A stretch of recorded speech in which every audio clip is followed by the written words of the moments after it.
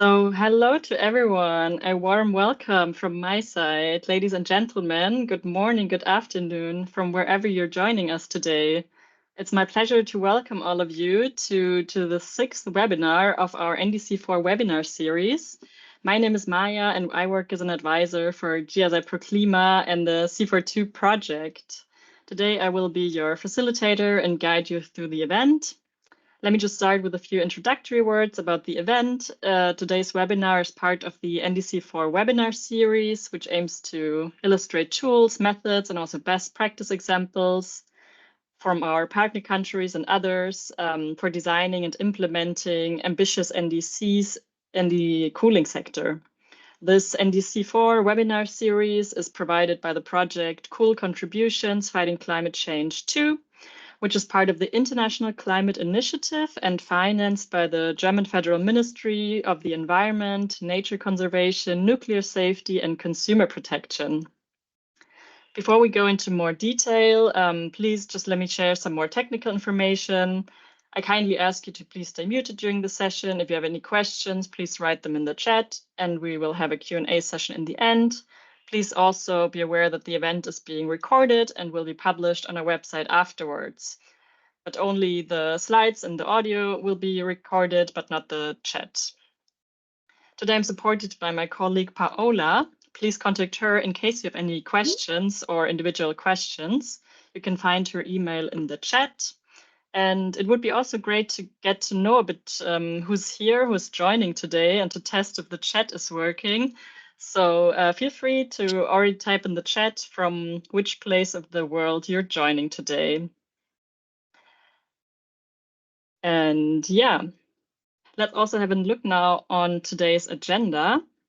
We are very happy to have a lot of interesting and esteemed speakers for this virtual event with both policy experts and also policy makers who will share their knowledge and experience best practices for leveraging the cooling sector for ambitious NDCs. So we will hear first today the welcome remarks of Marion Geis, who is the head of projects at GIZ Grenada.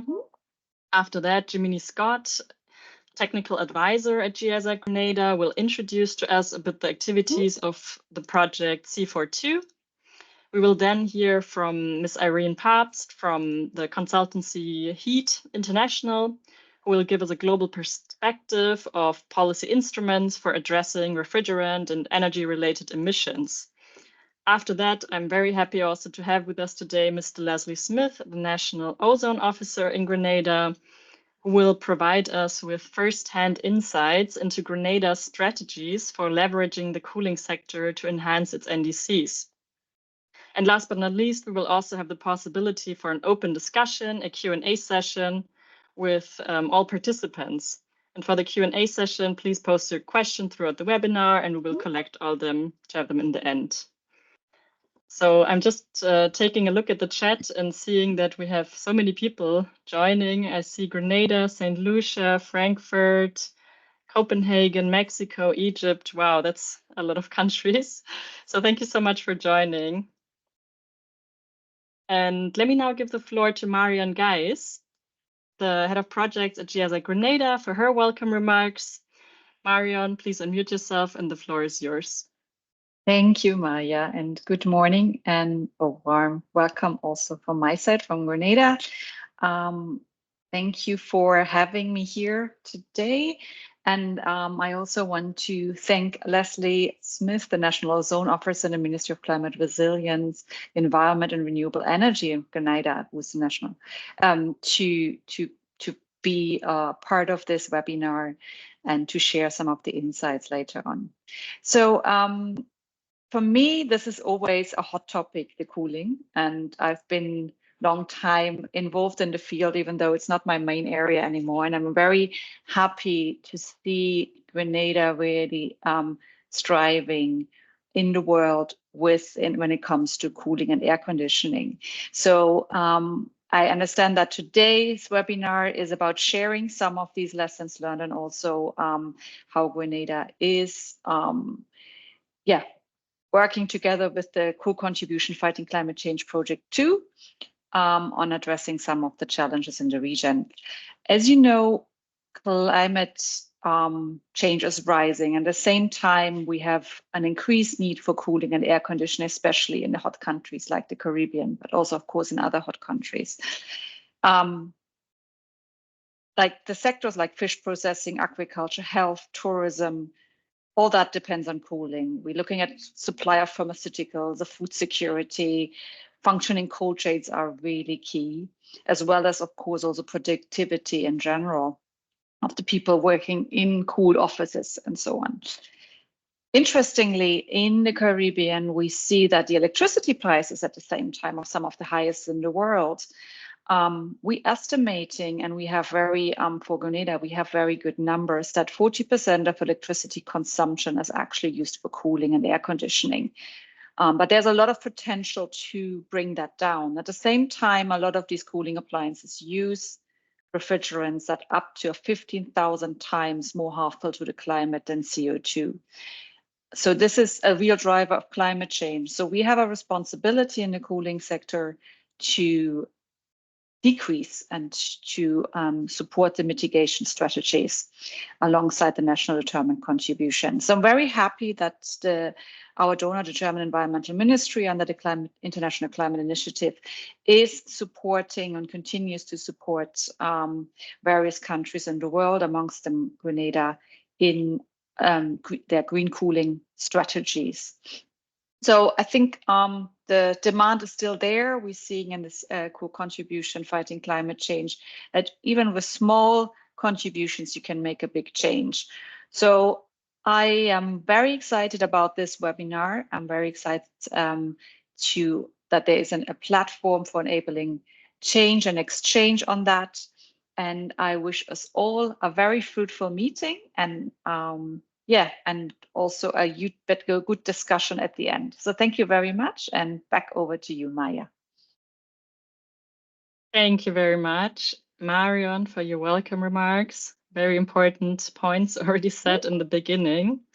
Let me now hand over to Mr. Jiminy Scott, Technical Advisor for the C42 project, to give us a bit of an introduction into the project activities.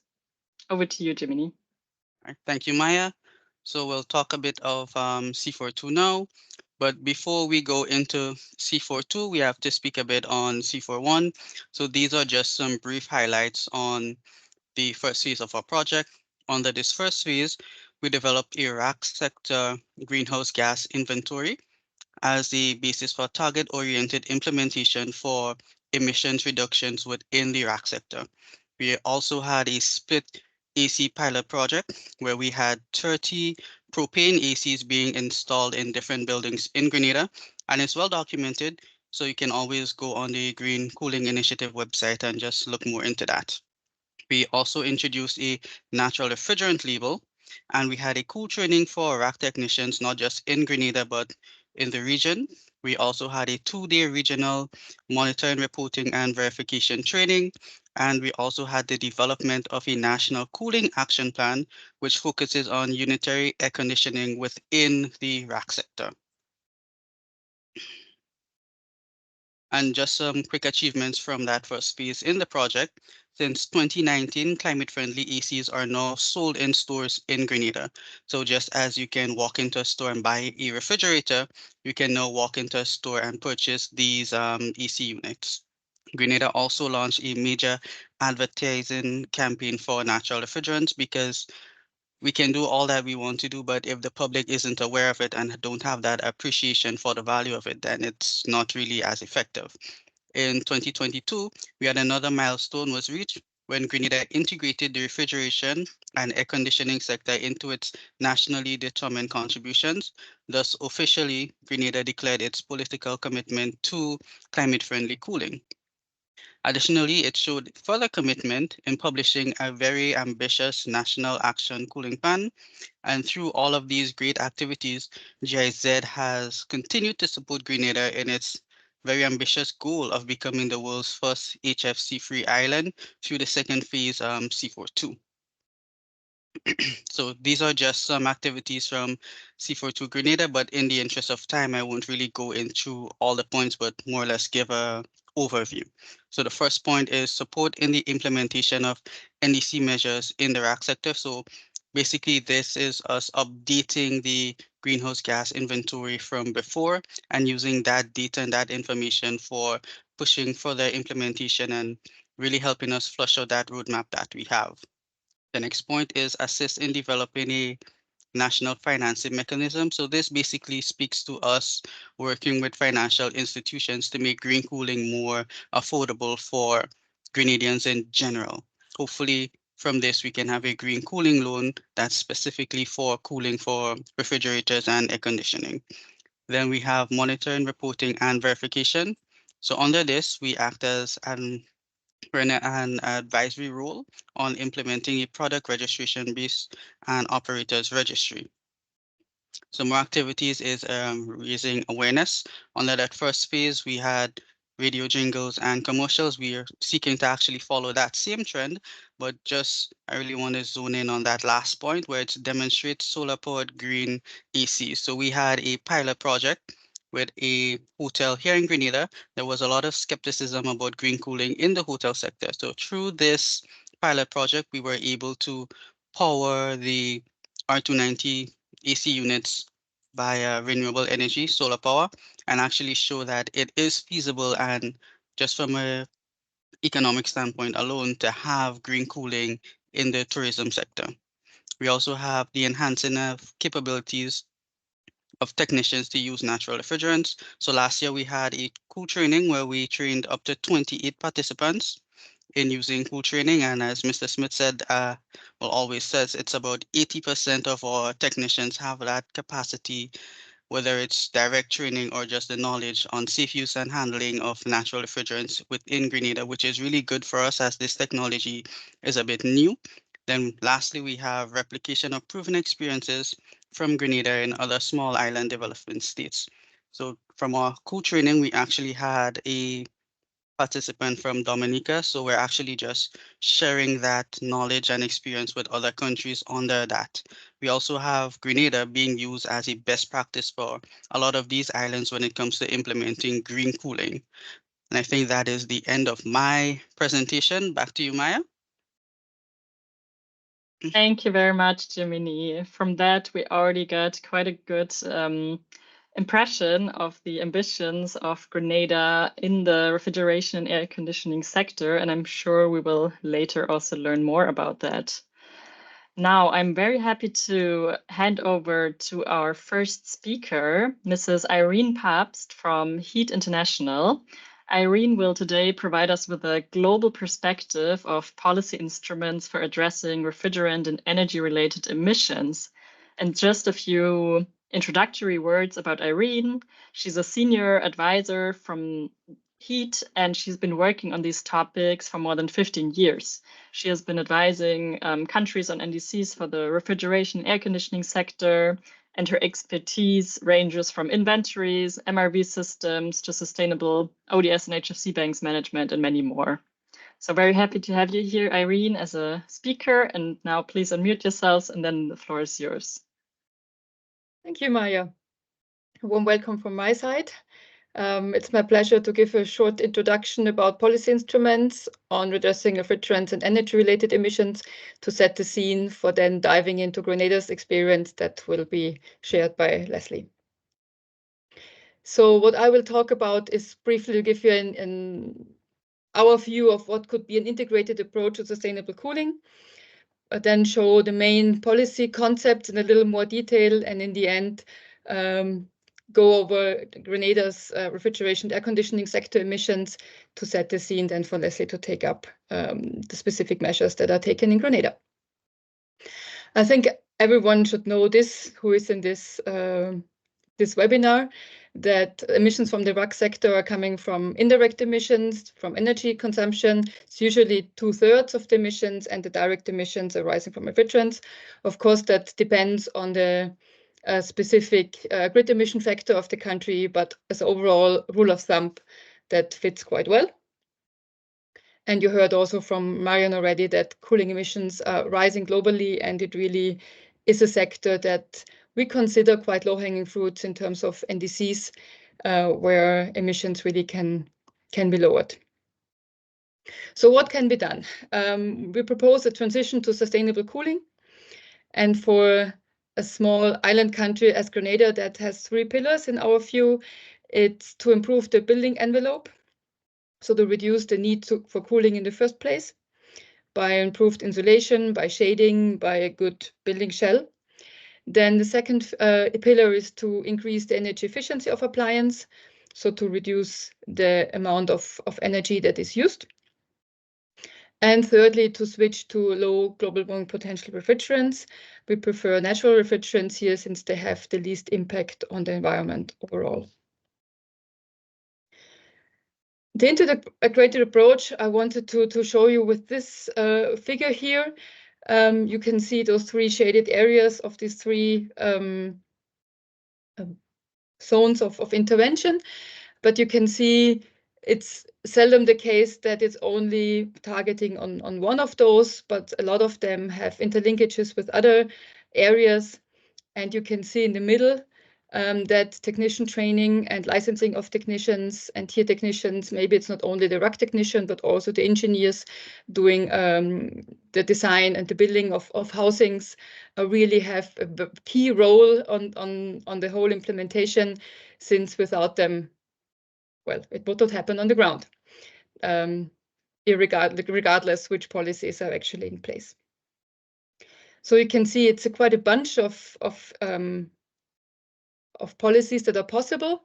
We don't have time to go into all of them, but in case you're interested, the RAC NDC guideline developed by GIZ ProClima has all of them in detail and with a lot of information and best practice examples. So, as I already touched a little bit on technician training and licensing, I think this is one of the key measures. Without that, nothing really would take place on the ground. Not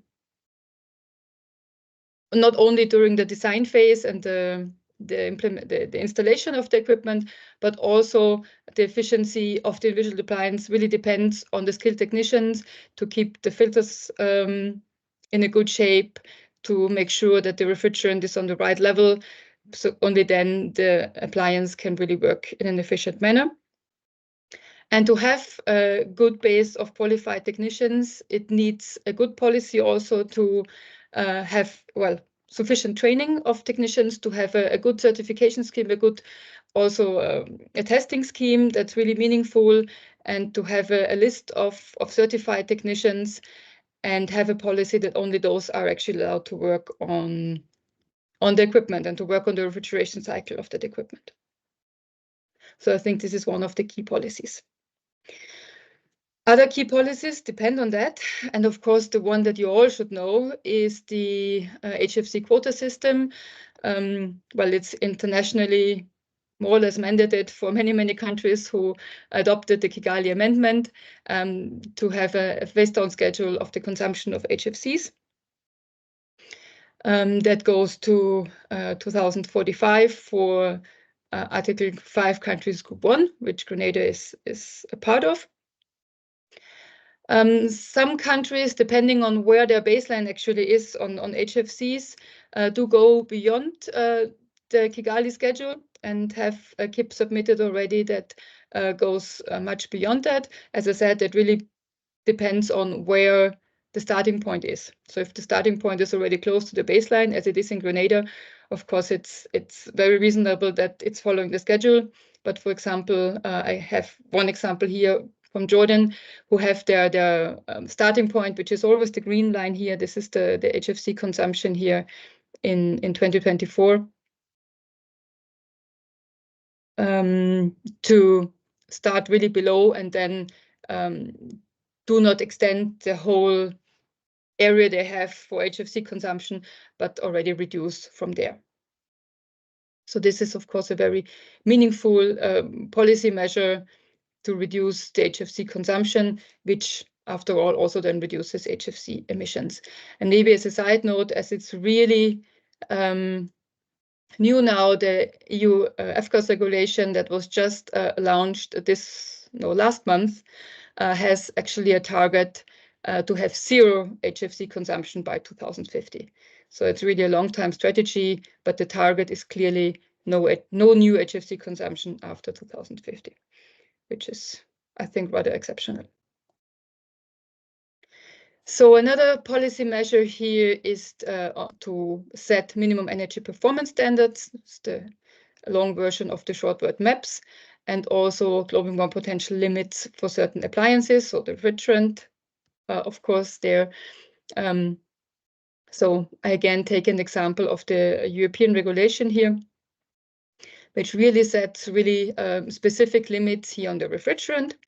You can see here that for some, it's even saying no F-gases, so not even a GWP limit, which is coming down, but even no F-gases, so no HFC at all. For example, for split AC systems below 12 kilowatts, it's quite, well, it's in 11 years' time, but then it clearly says, okay, the EU doesn't want to have F-gases in those systems anymore. So that's an example for the global warming potential limits. Unfortunately, I actually didn't find any example where it's really combined with MAPS, but I think that actually would make sense. So to have a minimum energy performance standard, for example, for ACs, and then also having that standard as a kind of an eco-design requirement that also the refrigerant needs to meet certain criteria, otherwise it's not applicable in a national market. So the next example would be labeling schemes, which is also, well, it's not a form of minimum energy performance standard, but usually they are linked. So when there's a labeling scheme, categories maybe A to F, anything that is below F would not be allowed to the market, and that could even be designed in a laddered approach that maybe in 2-3 years' times, the category E and afterwards category D might not be available on the market. So this is not applicable now to CARICOM at the moment, but that would be the way how those could be changed. Well, labels provide the end user, the customer, with information on the energy efficiency of appliances, helping them to make sound decisions, and hopefully investing a little bit more money into very efficient equipment. We know from quite a few studies that actually the price of the unit is not so much dependent on energy efficiency, but much more on other features like a nice design, like filters, like connecting to Wi-Fi to have good control possibilities. So it's really worth the effort to search for energy efficient units that also meet the budget. When it comes to labeling, I would like to also mention that some countries also demand equipment that contain fluorinated greenhouse gases to have a label on that, providing that information. I just show an example again from the EU regulation. And in my view, that could also be combined. So also on the energy label, there could be the possibility to include which refrigerant is actually used in that systems. So the labeling scheme is already something to actually make aware the end user which units they actually, or which appliance it's actually worth buying. This kind of notion can be stressed even more if incentive schemes are provided depending on the energy efficiency of the appliance or the refrigerant. For example, only for natural refrigerants, certain incentives can be provided. Depending on the national preference, that can be an import duty exemption or reduction, that can be a VAT discount or exemption. There could be for larger systems like large heat pumps, like it's happening in Germany right now, favorable credit lines, or there could be a subsidy on the purchasing price, which is also happening, for example, in Germany right now. So to provide you with a summary, as I don't really have a lot of time to go into a lot of detail, I just wanted here to provide a summary on which policy option actually really is directed to refrigerant and energy efficiency. You can see most of them could actually be directed to both of them. And I think that really makes sense to look at them in an integrated way. As I said, the RAC NDC guidance really has a lot more measures integrated. It has a really large annex. You can see there is a lot of different policy options listed, and there's also the QR code that directs to the Green Cooling Initiative page where that can be downloaded. So the last part, very quickly, on Grenada's refrigeration air conditioning emissions. That data was collected a few years back in the first phase of the Green C4 project and was projected until 2050.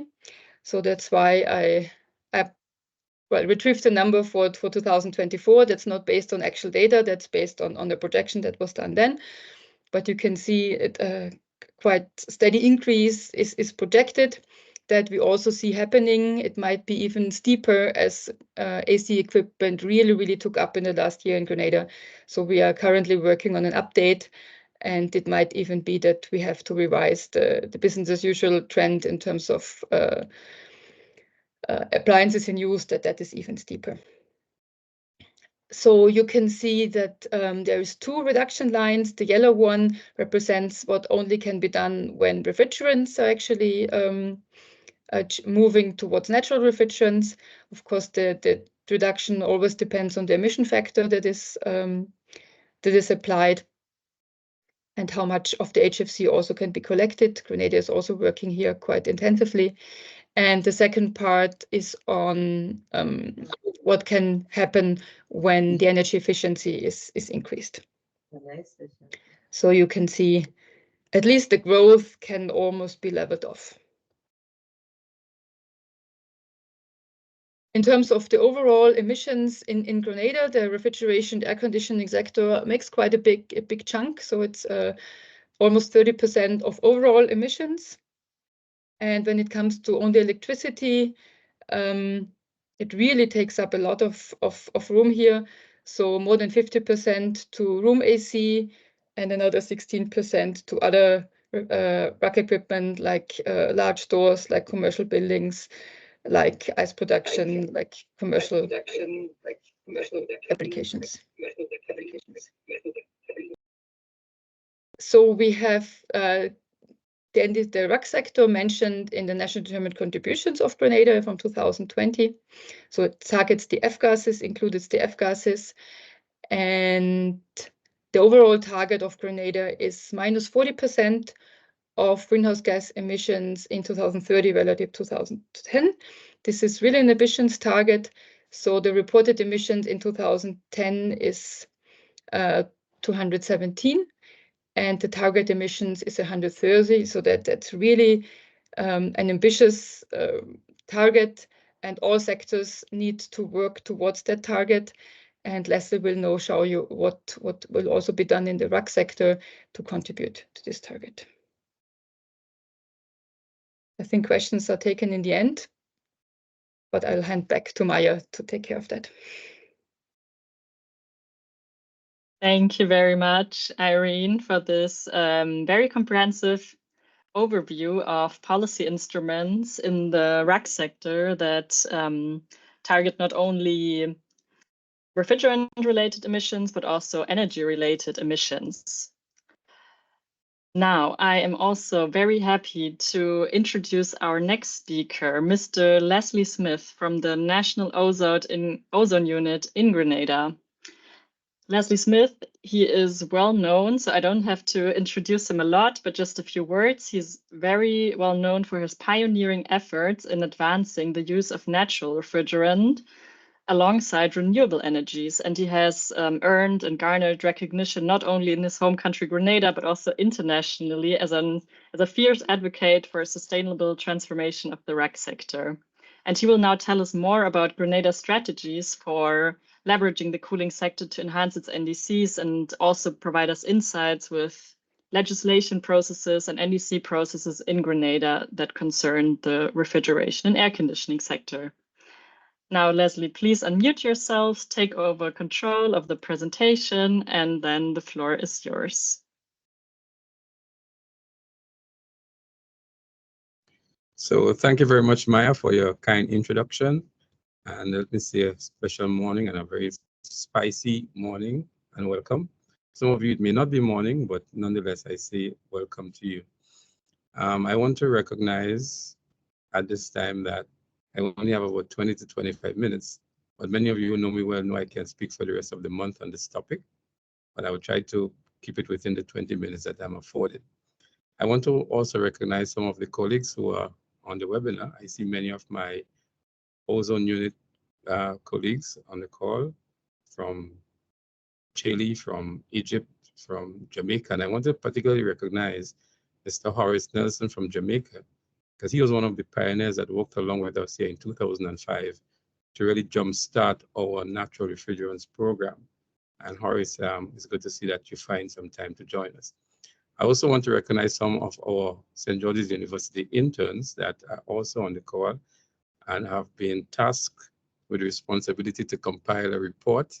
They're sitting right here around me on the outcome of this webinar. So just want to recognize them. And of course, my colleague, members of staff from the ministry, I see our very beloved permanent secretary has joined us as well. So I want to recognize her as well. And then permit me also to recognize Ms. Marion Gis, the head of the GIZ local office here in Grenada, and the colleagues Maya, Jiminy,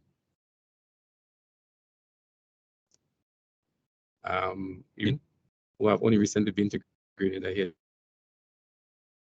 to conduct some to move into the presentation.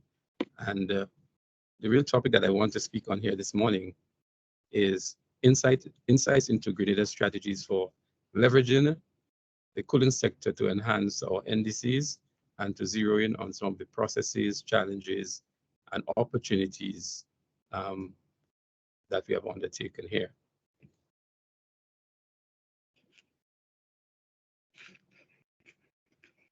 So the first thing I want to say, and Jimmy touched on it a little bit, is that the plan here for us at the National Ozone Unit is actually to make, I'm not sure why the presentation is dancing like that.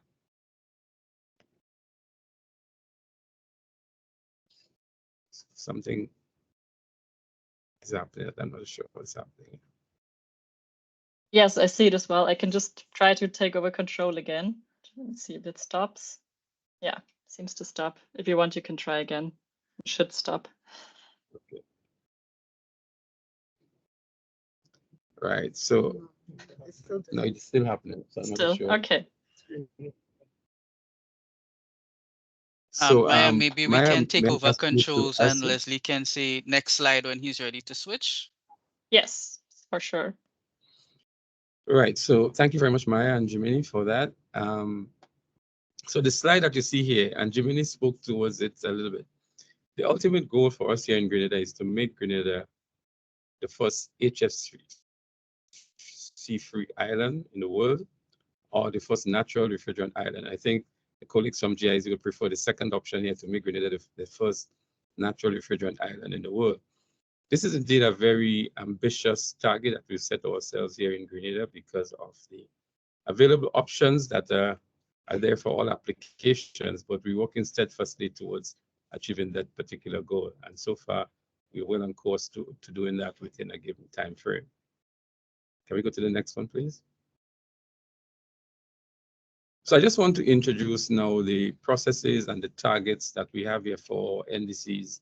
I want to say a special thanks to the colleagues from the Ministry of the Department of Environment who have been working along with the NDC development and its implementation. So in 2015, Grenada would have submitted its INDCs, or what we refer to as its intended NDCs, which later on became or transitioned into the NDCs. And further to that, at that point in time, the RAC sector was not directly integrated into the first NDCs. But because of the close collaborations that we've had with the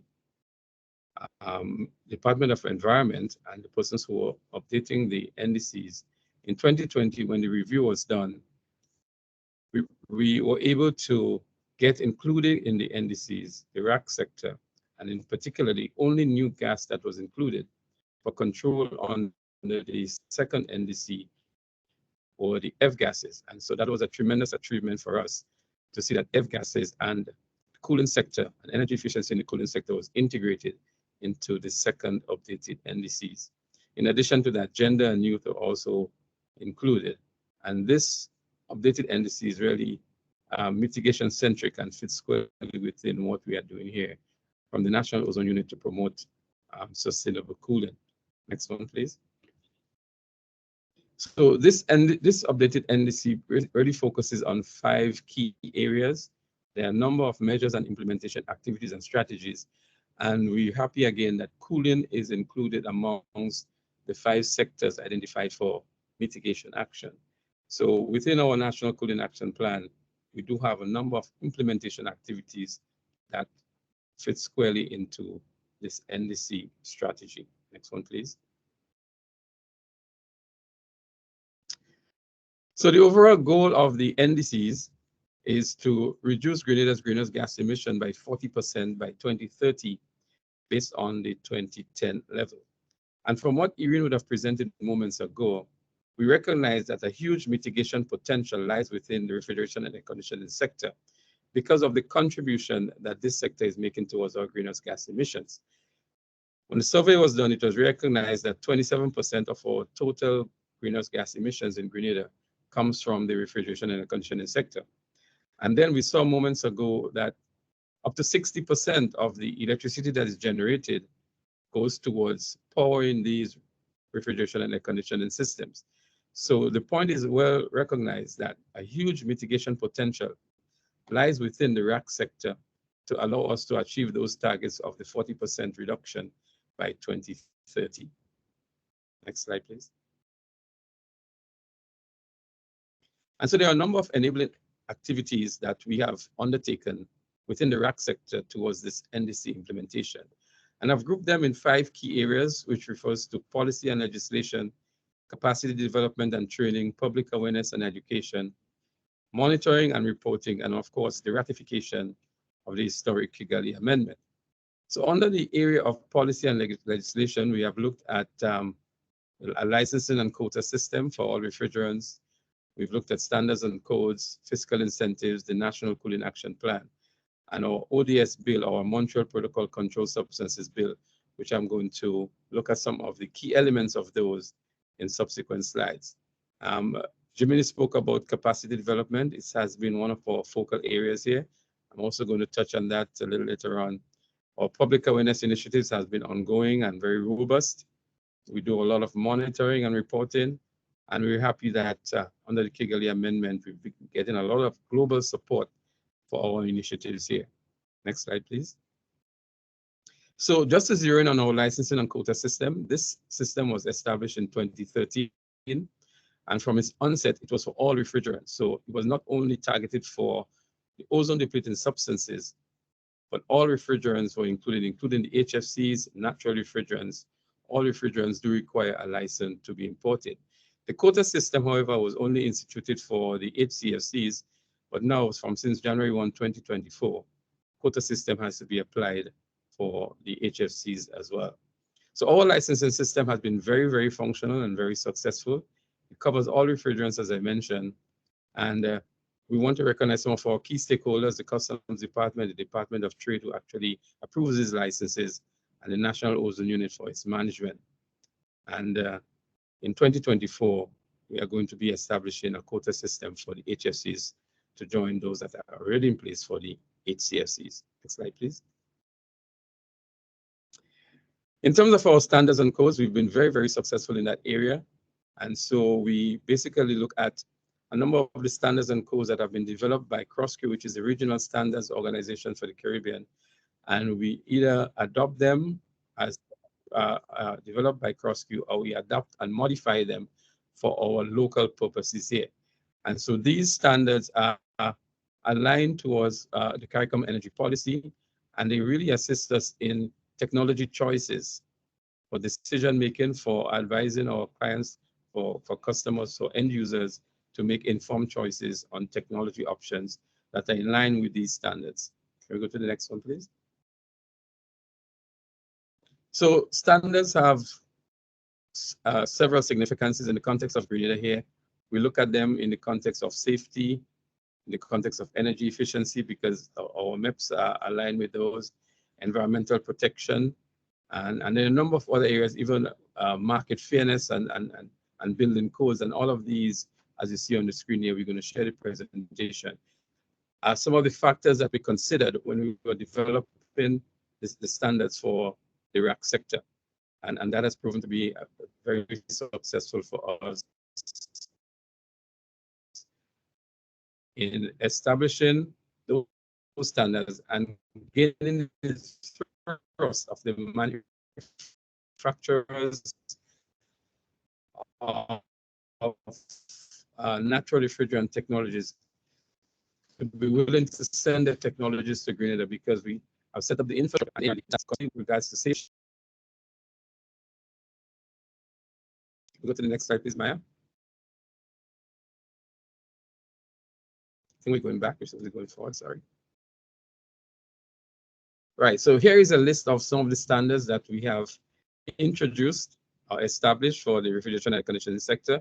So the first one that we have established was the requirements for labeling, which deals with the labeling of refrigerant containers, and that was done in 2016. And then in 2018, we established in a more formal way the code of practice for the safe use, handling, storage, transportation of refrigerants, including flammable refrigerants. And that is the sort of guidelines for our service technicians in terms of the do's and don'ts for the sector. And then 2022 was a very busy one for us for standards. In addition to other standards established, the two key ones for the rack sector were the energy efficiency labeling standards for both refrigerating appliances and air conditioning appliances. And in trying those standards are the minimum energy performance standards for those appliances. So we have already established minimum energy performance standards for refrigerating and air conditioning appliances. And that is not only about energy efficiency, but it's also used as a benchmark for the fiscal incentives that the government is offering, that the equipment must meet those standards in order to be qualified for fiscal incentives provided by government. Can we go to the next slide, please? So as we speak about fiscal incentives, is currently offering up to 100% concessions on duties on taxes. And there are some local importers that have benefited from that already. So refrigerating appliances that use a refrigerant with a global warming potential of less than 150, or if it meets the minimum energy performance standards, they would qualify for 100% concession. Similarly, air conditioning appliances that use a refrigerant with a global warming potential of less than 750, amidst the MEPs for these appliances, and speaking about unitary air conditioners, would also get 100%. And the third area that we focus on are rack appliances that are powered by renewable energy, in particular PV. They would also qualify for 100% concessions. And as I mentioned moments ago, there are a number of importers that have benefited from those concessions that government is offering. Next slide, please. And then we have our National Cooling Action Plan, which is also part of our policy and regulatory approach. And that was developed through assistance from the C41 project, as Jimmy mentioned a while ago, which was published in 2021. And I think we would have been one of two countries in the region, as the Caribbean region, where a National Cooling Action Plan is in place, and one of very few countries globally that have a screening element and our NDC implementation strategy under the Paris Agreement. This plan, although it was published in 2021, we recognize many aspects of it are obsolete as already. And so in 2024, it will be updated. So at the moment, we are reviewing the terms of reference for the survey of the greenhouse gas inventory, which would be used for the further development and update of the National Cooling Action Plan. So hopefully by the end of this year, we updated to include several other areas to include some more ambitious minimum energy performance standards for the sector. The National Cooling Action Plan, the key components of it, it really looks at building performance and how we can, as Irene was saying earlier on, reduce the need for mechanical cooling, how we can look at the building envelope, the building materials, the building orientation, how we can reduce the need for cooling in these buildings is part of the National Cooling Action Plan. Another component of it is for an increase in energy efficiency of the rack appliances. So we're transitioning now to higher energy efficiency equipment, a shift towards natural refrigerants as part of our national policy here to look at communication and awareness, capacity development, and other support policies that we're looking at here are all integrated already in the National Cooling Action Plan. And these, as I mentioned, would be updated as well. Next slide.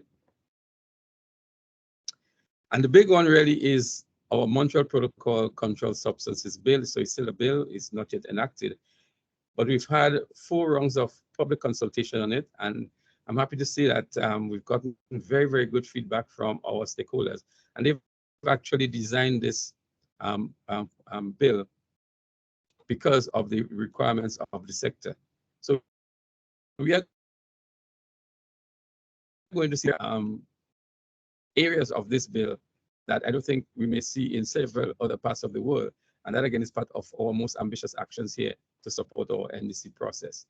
So the bill really looks at a wide range of areas. If we move to the next slide, we may be able to see some of the key areas of the bill. So it speaks about administration, it speaks about phasing out and phasing down of the controlled substances, the management of the substances, it speaks about penalties, it speaks about licensing of technicians, disposal and end of use of refrigerants and equipment, and a whole wide area of has been considered under the bill. But I want to look at a few of the key areas. So if we move to the next slide, we will see I've extracted some of the key areas that I think is worthy of the discussion for this webinar. And on the screen here, you will see that Section 6 of the bill refers to no person may, on or after the act comes into force, import or export any air conditioner or air conditioning unit with a condensing unit with a cooling capacity of up to 2 tons of refrigerant or 24,000 BTUs that contains or uses any ozone-depleting substance or controlled substance with a global warming potential greater than 750. So many of you who are technically inclined would know that within this sector, many of the R410A air conditioners, R410A having a GWP of over 2,000, these will no longer be allowed to be imported into Grenada up to 24,000 BTU. Indeed, that's very ambitious. Many will say there are not yet alternatives available on the local market to support this transition. But we are convinced here in Grenada that there are alternatives for up to that size of equipment, especially R290 and R32, which would be allowed under this particular regulation. They say even the condensing units or the compressors will not be allowed to come in as well to provide support to already installed equipment. And that has been done so that we can phase down the goal. And what you see on the screen here was not developed by the National Ozone Unit, but by the RAC stakeholders who consulted and agreed to have that measure in place. If we go to the next slide, please. So previously we spoke about the air conditioning equipment, but we also have regulations for refrigerating equipment.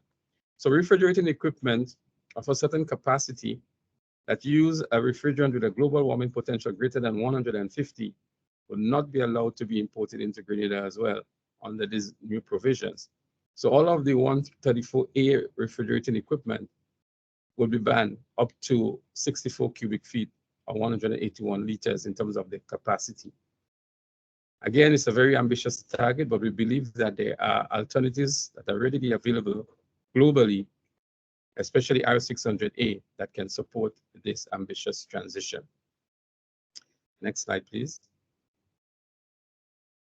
And then we also speaking about the servicing sectors. So for example, we are encouraging that when servicing of equipment is done, for example, repairs, and that if the equipment contains that one of the controlled substances, that where practicable, this controlled substance should be replaced with a substitute that is not a controlled substance.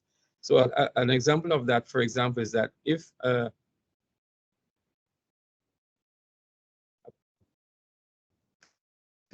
piece of equipment that uses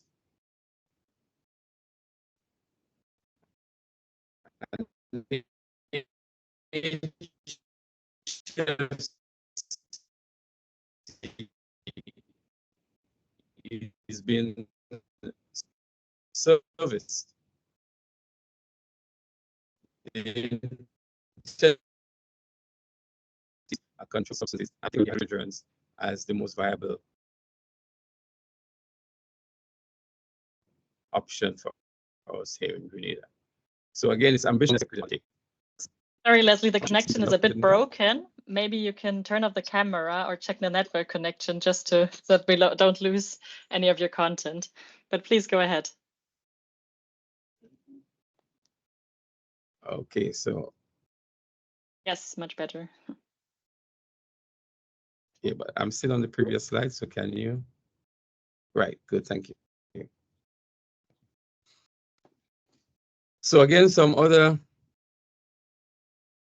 key elements, we spoke about that previously, incentives that have been offered, 100% concession on duties and taxes for refrigerating and air conditioning appliances that meet the minimum energy performance standards, that have low GWP options, and that are powered by renewable energy. These would attract 100% concession. This must be applied for, so it's not automatic, and it's on the discretion of the National Ozone Unit. We want to ensure that the equipment that qualifies for those are in line with our National Cooling Action Plan. Next slide, please. Thank you. So I want to quickly move to what we often refer to as the gold medal slide, or to look at our achievements over the period of our RAC sector NDC implementation. So many of you may be aware that we have established here in Grenada a regional training hub for natural refrigerants.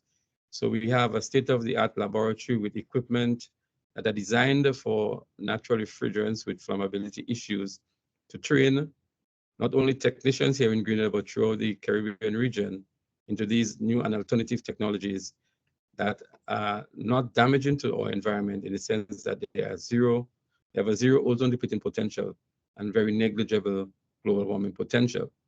And so that training center is up and running. Up to last year, we were able to conduct the cool training there. We had some overseas participants as well. In this regard, we have trained over 80% of our local RAC technicians in natural refrigerants, and Jiminy alluded to that earlier on in his presentation. So I believe we have per capita the largest registry of technicians that have been trained in natural refrigerants.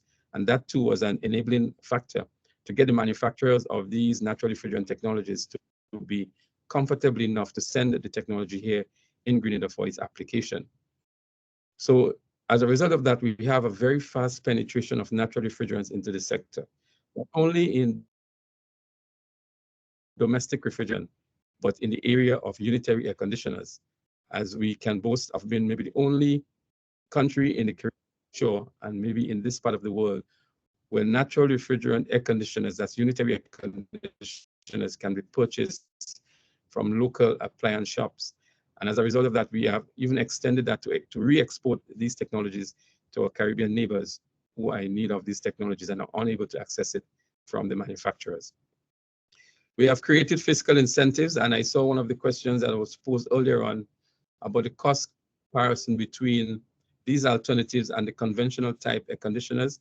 Because of the fiscal incentives that government has offered, in some instances, the R290 air conditioners are cheaper than the R410 air conditioners. In most cases, they are cost comparative, and so it is not cost prohibitive anymore to purchase R290 air conditioners as opposed to the more conventional HFC-based types of air conditioners. And we've also created greater awareness of natural refrigerants and these new and emerging technologies. And ultimately, what that has resulted in is reduced direct and indirect emissions from the RAC sector towards our NDC implementation strategy and goals. Can we go to the next one? So I just want to identify 3 key areas of our achievements. And Jiminy also mentioned that under the C42 program, and C41 as well, that we have established a voluntary label for our RAC appliances. So you can now walk into an appliance shop and look for a label that says, this appliance uses natural refrigerants. And so it helps to make informed choices on technology options now, because we want to encourage people to move towards procuring or purchasing these appliances that use natural refrigerants. So at a glance, you can see this very conspicuous magnetic sticker on the appliance, and that we hope would help people in making those informed choices in terms of purchasing those appliances that use these environmentally safe technologies. Next slide.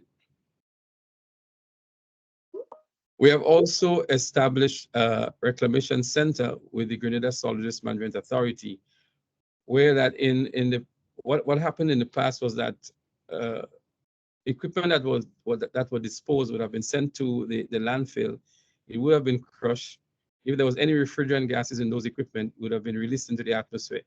So now that we have provided the Grenada Solid Waste Management Authority with recovery and reclamation, they would now remove the gases before the equipment is crushed. And they also have a mobile unit that can move to the locations where the equipment is. They can remove the gases from there. They would store, they would clean, they would reclaim the gases and upcycle and recycle it back into the sector as almost virgin gas to be used again. And so to reduce the dependence. So that will become fully operational this year. This center was established a year and a half. We're about to provide capacity development and training for the technicians at the Grenada Solid Waste Management Authority in the full operationalization of that.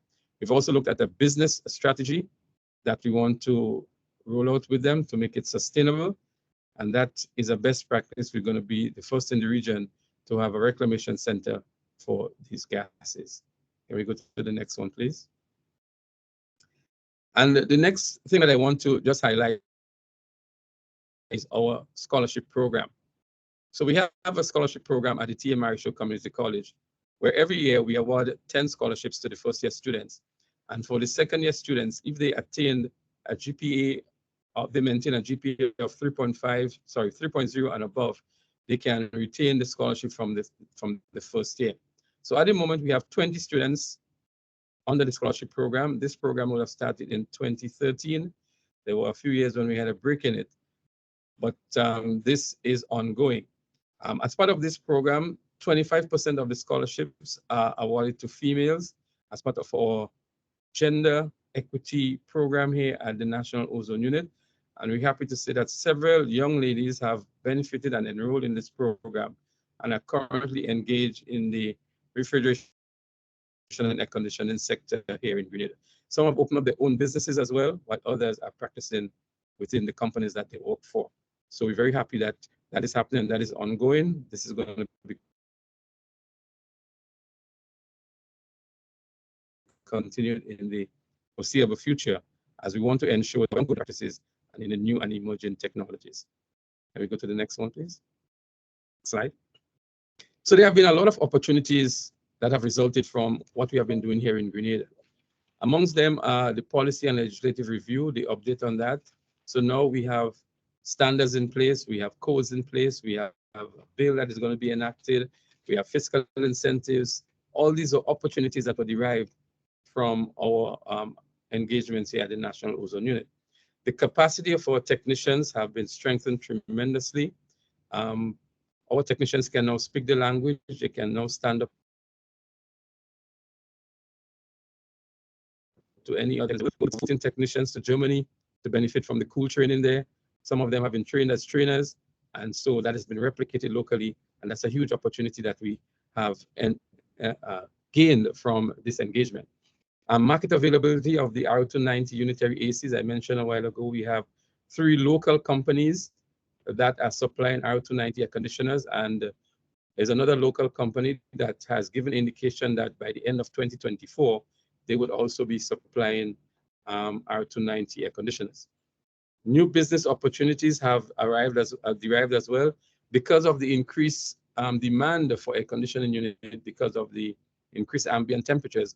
A lot of new businesses have popped up, supplying air conditioning units and also doing maintenance and servicing of these units. And that has been another good opportunity. The area of gender inclusivity Gender inclusion, it's a tongue twister there for me.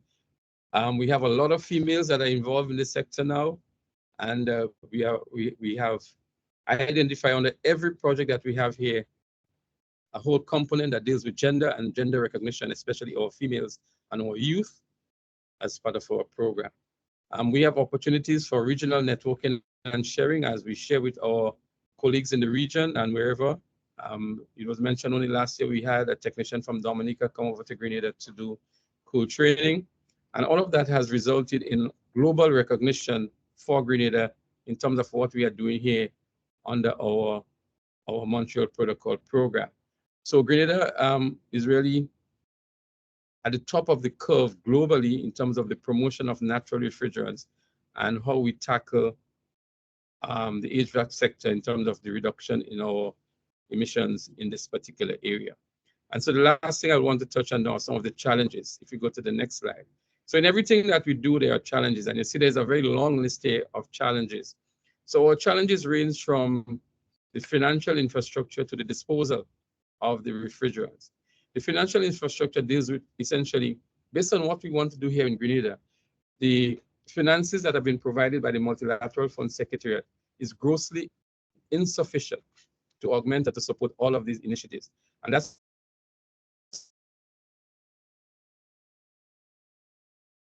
why we are integrated who have provided distance and support for me taken. Another challenge that we've had was the availability and access to natural refrigerant technologies. So we had to put the standards in place, train our technicians, and now we have acceptance of these technologies and availability of them as well. Market fairness is an issue because of our small size and because we are also technology takers. We really cannot make demands on the market, and so we just basically have to accept whatever the market releases. Market acceptability. Not everybody was in the beginning to accept the issue of natural refrigerants because of the flammability issue. But we have gone over that hurdle now because of the awareness raising that we have done here. Cost considerations. Initially, these new and emerging technologies were cost prohibitive or much more expensive. But because of the incentives that government is offering now, we are able to be a lot more cost competitive.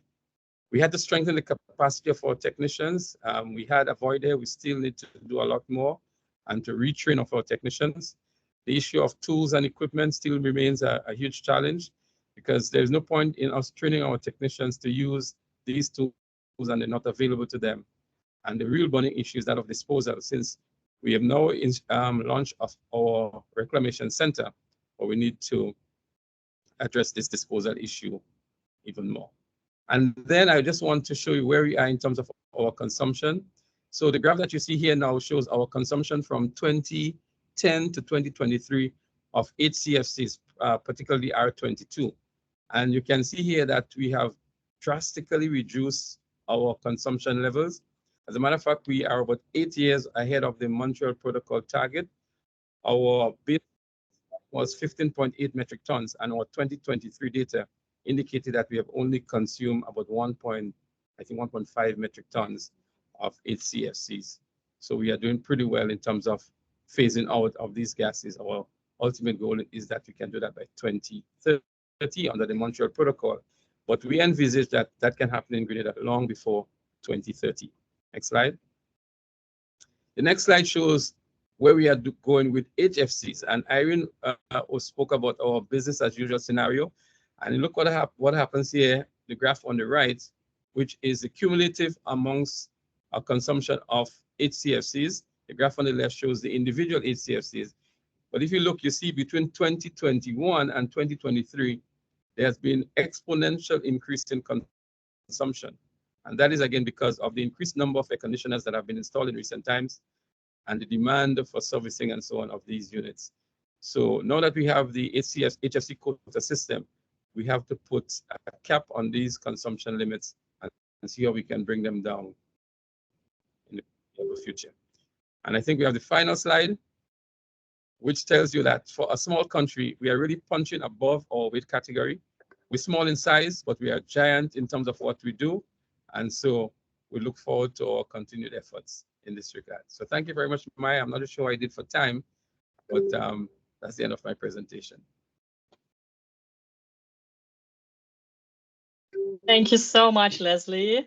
That was really, really excellent. I think you earn a very big round of virtual applause, and many colleagues already complimented you throughout the session. So really, really great work, of course, great presentation. This was really excellent overview.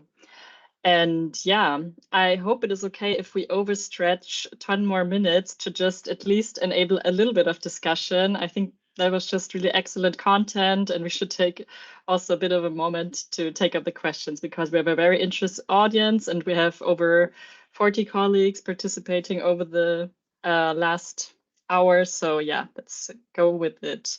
And I see that we have another esteemed guest raising his hand, Dr. Spencer Thomas from the National Climate Change Committee. So, Mr. Dr. Thomas, if you would like, you can also speak up. Thank you very much, and thank you, Leslie, for this excellent presentation. I mean, every time I listen to this presentation, I get goosebumps sometimes, because I think this is such a positive way in which we're moving in this direction. I think, and as I said before, and I repeat again, the stone that the builder refused is now the cornerstone for the NDC implementation. So I'm really happy to see that. But I wanted a question on the last slide on your HFC consumption. I don't know if you could go back to your last slide, because I was kind of confused there in terms of, are you saying that we are increasing our HFC consumption in the country? And you say we have to get some targets. I wasn't quite sure. Can you explain that a little bit more?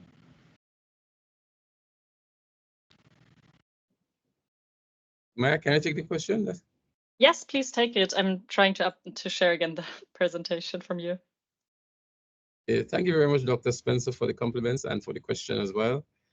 Indeed, that's what's happening now. We are seeing increased consumption of HFCs, and the primary reason for that is that when we were phasing out the ozone-depleting substances, because we didn't have the Kigali Amendment in place yet, the alternative that was advocated by the Montreal Protocol were by and large HFC equipment. So we've seen a very large influx of HFC equipment, and as we speak now, the predominant equipment that is being installed are HFCs. And so the refrigerant that is required for servicing them is what is coming in as well. And so we are expecting that this trend would continue for maybe the next 4 or 5 years. We have some targets when it will start going down. But that is the global trend for HFCs. They will continue to increase. But we've seen that there has been some exponential increase over the last couple of years, and that is what we want to address in the near future. And that's why we are promoting very vigorously the whole issue of natural refrigerants as a viable option, especially for unitary air conditioners, and to ban the small equipment that use these HFCs from coming into the country. But that's the projection. You seem correct. So the question here is, what does that mean for GHG emissions then? And so what it means is that what we have to do, because once the gases remain safely in the circuit of the appliances, there is no concern really. So we have to ensure that our technicians check for leaks, repair leaks, undergo what we call responsible use of these refrigerants by not venting them into the atmosphere and so on, to contribute towards our emissions. But the emissions also come not only from the gases, but also from the energy that is used to power them. So here's where we need to transition our energy sector to renewable energy options, so that we reduce the reliance on diesel-generated electricity. Excellent. Thank you. Okay, thank you very much, Leslie. I also have some more questions to you from the audience. So some people were asking about the standards and codes, whether they're available on the internet and whether you could share them. And there has been also a question whether the units using R290 are 110 and 220 volt, and whether they're working with 60 hertz. Okay, so let me take the first question on standards first. If people understand standards and codes correctly, these are not available online. These cannot be shared. They have proprietary requirements. So bureaus of standards don't do that. However, they are available for purchase. And for people outside of Grenada, these standards would $10. They are available for purchase. What I can share is only the scope of the standards, but not the details of the standards. With regards to the equipment specification, the equipment that we have here, they operate on 220 volts, 50 cycles, 50 hertz as the cycles. That's what we use as our standard electricity requirements here in Grenada. So they have been designed for that. And the equipment that we have here, we get them out of India and China. Okay. Thank you very much. And just one last question before we close the Q&A session, because I don't see any further questions. It's from a colleague from the Copenhagen UNEP Climate Center. Considering large amounts of hotels in Grenada, would it be cost effective to use seawater for cooling in hotels? Wow. I can take that question. As a matter of fact, we've done a pre-feasibility study on that already, not only for the hotels. And we found that there are very, very favorable conditions just outside our international airport. I think it's about maybe 60 kilometers or even less than that, where we have sufficient temperature variation. And in that same locality, we have the airport, we have some of the major hotels, we have the university. And so already there is good demand for the cooling in that area. The cost is very much high from the pre-feasibility studies that we've done, but seawater air conditioning is something that we have on the radar, and also district cooling using the same seawater air conditioning system or technologies. Okay, thank you very much, Leslie. Dr. Spencer, do you have any other comments? No more comments. Thank you very much. All right. So thank you very, very much, Irene and also Leslie, for sharing your experiences today. I'm closing the Q&A session now, unfortunately, due to our timing, but I think this was an excellent session today, excellent insights to, Grenada's ambitions, ranging from fiscal incentives, also the Montreal Protocol controlled substances bill, the import bans, etc. So I think a lot of inspiration also for other countries. And before we are closing today's session, I don't want to miss also to invite every one of you to be a part of the Green Cooling Network, of the Climate and Ozone Protection Alliance, short COPA, and to become a member of these alliances. We would be very happy to hear from you, and you can also find the information in the chat. And I would also like to share another interesting opportunity and draw your attention to the NDC help desk for the cooling sector, which has been established by the C42 project. It's really a resource guidance open to every NOU or climate change colleague in the ministry to contact us directly and to receive assistance, advisory in designing and implementing ambitious NDCs in the cooling sector. So it includes a contact form, but also, on the website, the most frequently asked questions on NDCs on the REC sector. And we also have published a variety of publications on this topic. You can also find the link in the chat, and we would be very happy to receive your questions and would work with you also under this initiative. Now, with that, in the name of GSI Pro Klima and also the speakers, I would like to extend a big thank you to all of you for your participation, also for staying with us that long. We hope to keep in touch with you and see you also at the next webinar. We will continue, of course, the NDC4 webinar series, and there will be some more exciting webinars throughout the year. And we will also share all the information about today's webinar, the recording along with the presentation on the NDC4 page. So thank you again. Take care. Have a good weekend and see you soon.